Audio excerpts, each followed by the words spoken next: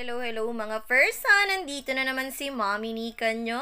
So for today's video, for today's ganap, magluluto tayo ng merienda gamit itong isang pirasong Coca-Cola at isang pirasong itlog.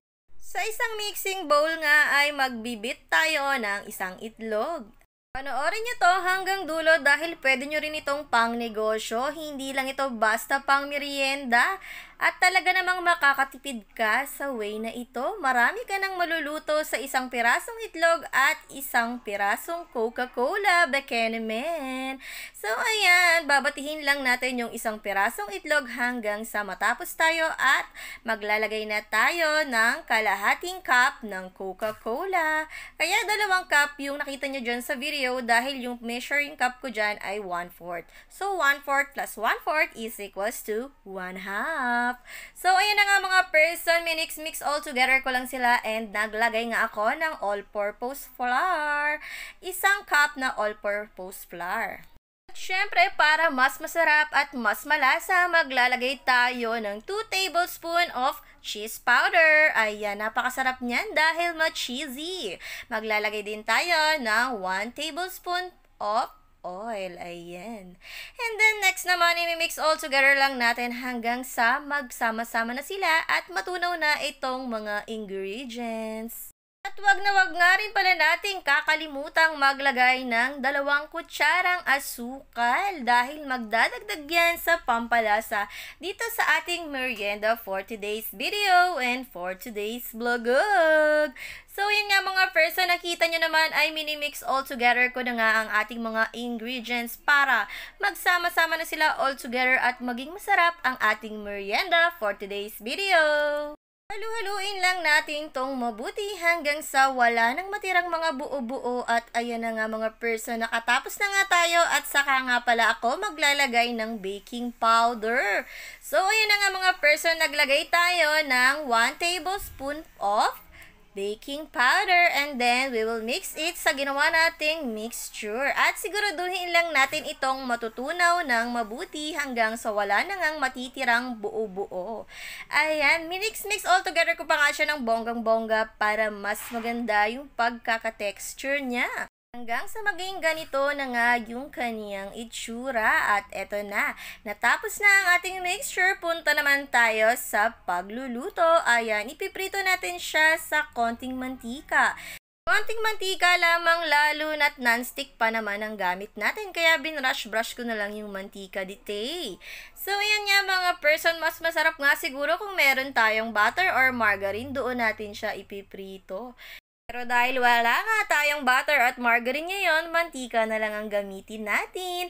At ayan, tatansyahin lang natin, kukuha lang tayo ng 1 kutsara sa ginawa nating mixture at dahan-dahan lang natin siyang i-form into small circle. At ayan nga, nag-try muna ako ng 3 pieces kung kakayanin ko bang gumawa ng small circle.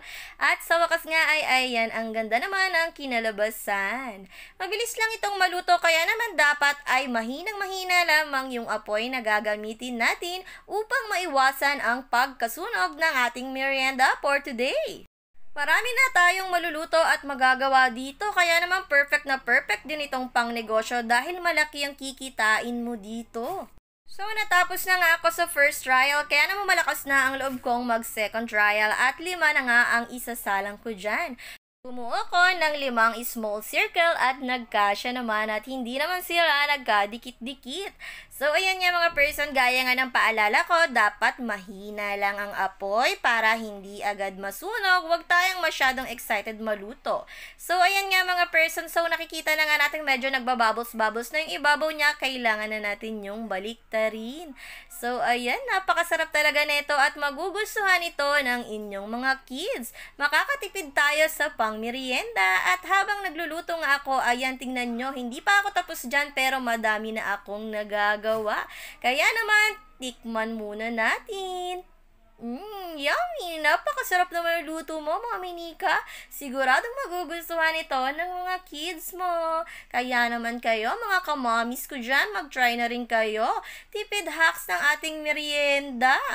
Maya-maya lamang ay natapos ko na nga at eto na nga ang lahat ng nagawa ko. Isipin nyo, sa isang itlog at isang coke ay napakarami ko nang nagawang pang merienda.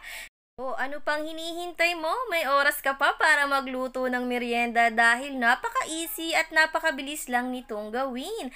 Kaya naman sabay-sabay tayong magmerienda ng ating mini pancakes. Perfect pang negosyo, perfect pang merienda at pang food trip. Kain tayo mga person, exactly nga, saktong-sakto. Kaya ako nag-abala ng merienda today dahil na andito ang mga kaklase ng Ate Angel nyo, may group activity daw sila. So ayan nga, nag-prepare ako ng kanilang merienda. So ayun lang muna for today's video mga person. Thank you for watching Mommy Nika Mini Vlogs. Babu! Green and green ang aming layunin. Tignan sa tayo ang sektor na sundan na ratip. Yamang tubig ay water pollution na iwasan na. Wasan na yamang tubig natin mahalaga. Halaga daw ay